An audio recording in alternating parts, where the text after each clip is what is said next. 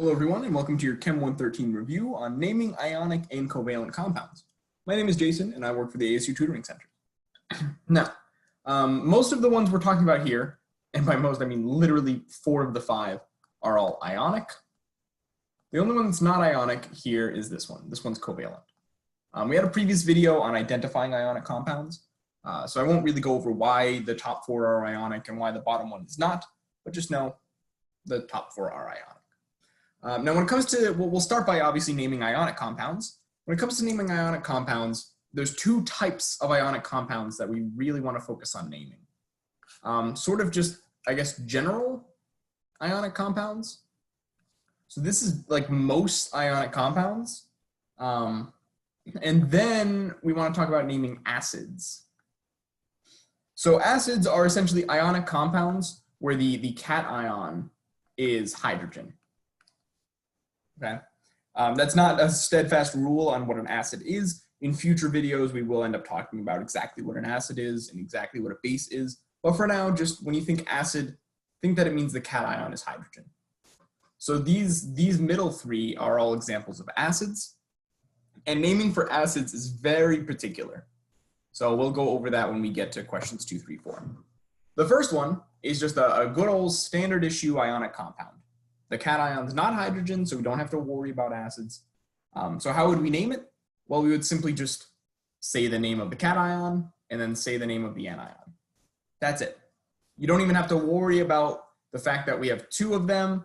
You don't have to worry about that. You would just say the name of the cation, which is aluminum, and say the name of the anion, which if we remember from the previous one, NO3 is nitrate, right?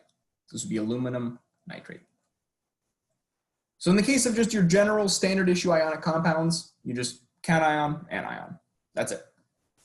Now when you get to acids, it falls apart a little bit. There's a lot of rules for the acids, and it pretty much all depends on the suffix of your anion. Okay, so if your suffix is "ide," which is the case if it's a monoatomic ion, right? Remember when we talked about naming monoatomic ions?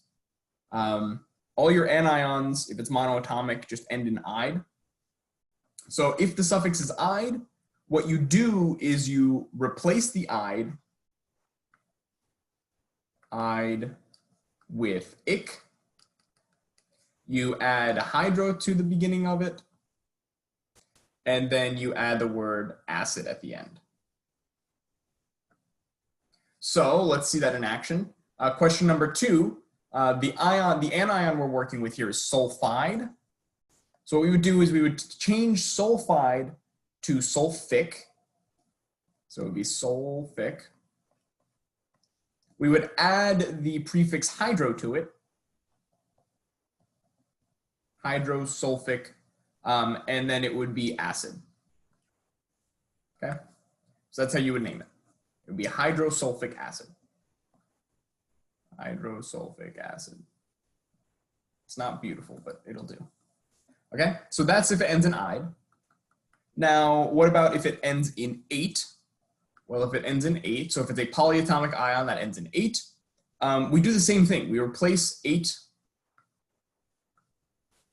with "ic," and we add acid to the end of it, but we do not add hydro as a prefix. We do not add hydro. So let's look at naming this one. So the ion we're dealing with here is chlorate. Sorry, is perchlorate, right? Because it has that extra oxygen to it. So this is perchlorate. So what we would do is we would make it perchloric, and then we'd add acid. So this is perchloric acid. Okay, we don't add hydro to the prefix. And the reason is because a lot of the times these could already have prefixes on them, such as the per prefix. So having hydroperchloric is just too many prefixes. Okay, and then the last type of ending that you can have on your polyatomic ion is "ite." If it's "ite," we simply replace the "ite" with "ous."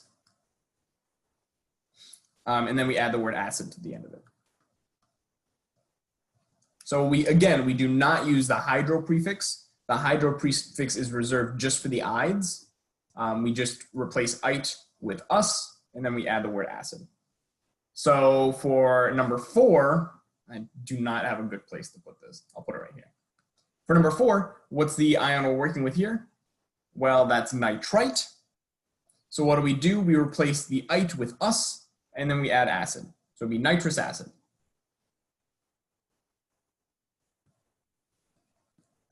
Okay. So this is how you name most ionic compounds you'll run into. Either it has a hydrogen, at which point you'd have to break it into these 3 cases, or it does not have a hydrogen and you can just name it cation, anion. Okay. Okay, I'm gonna go ahead and erase this because it's taking up a lot of space. The last one we're dealing with here, this is the only covalent one we have. And covalent ones, the covalent compounds can be pretty huge. Like you can have gigantic ones that are like C3, H3, this is terrible. It'd be like H3C, CH2, blah, blah, blah, blah, blah. You get a very gigantic covalent compounds, but the only ones we're going to be dealing with are binary molecular compounds. Very fancy terminology, but it just means it's a covalent compound that contains 2 elements. Binary meaning 2. So in this case, we have nitrogen and fluorine. Okay. So those are the only ones we'll be dealing with. And when it comes to naming these, the naming is very much dependent on the subscripts. Oops, that's not the right thing. The naming is very much dependent on the subscripts. So in this case, we have 1 nitrogen and we have 1 fluorine, okay? So when we name this, it's going to be nitrogen trifluoride. So you have to add the prefix to your element. I completely forgot the word. You have to add the prefix to your element that corresponds to the number down here. Okay. So it's nitrogen. So the first word we do not drop the suffix and make it an ide, but the second word we do drop the suffix and make it an ide.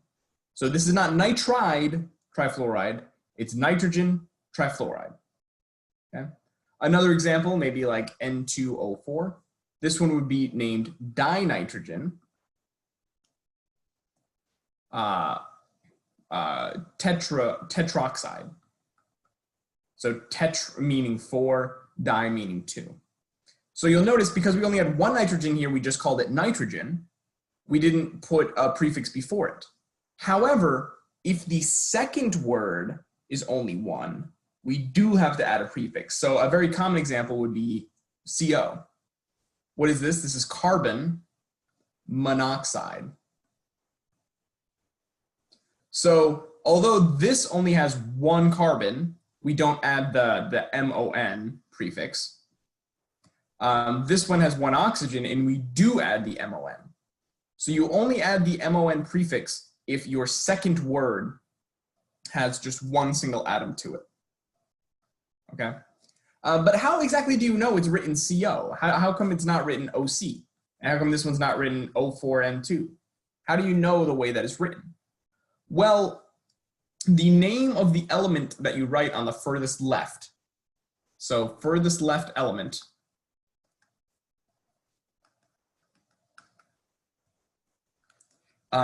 is usually the furthest to the left on the periodic table.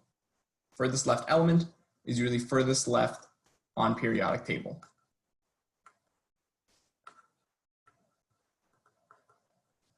Okay, so if you remember the periodic table, we have like N's over there, O's over there, F's over there, carbons over here, right? So if we were looking at the compound N2O4, N comes further left than O. So we would name nitrogen before we name oxygen. Okay. So those are the rules. So the order you name it in is pretty much left to right on the periodic table. When you write it out, the first word, you do not change the suffix, but the second word, you do change the suffix to "ide." You add prefixes to your both words, depending on the amount of each you have, unless the first word only has one single element, like just one nitrogen here, then you don't add a prefix. But if the second word, the second element does have just a single element, you do add a prefix. Lots of rules, I know. That's the beauty of chemistry. But once we get through the rules and the nitpicking, chemistry becomes a wonderful tool. Trust me. All right, so that's how you name both ionic and covalent compounds. Thank you again. As I mentioned at the beginning, I work for the ASU Tutoring Centers. If you want more information on the tutoring services we offer at your campus, go to tutoring.asu.edu/content/tutor-search. Here you can find a tutor on your campus or online that'll be able to help you with your class. Thank you again for watching, and I hope you have a fantastic day.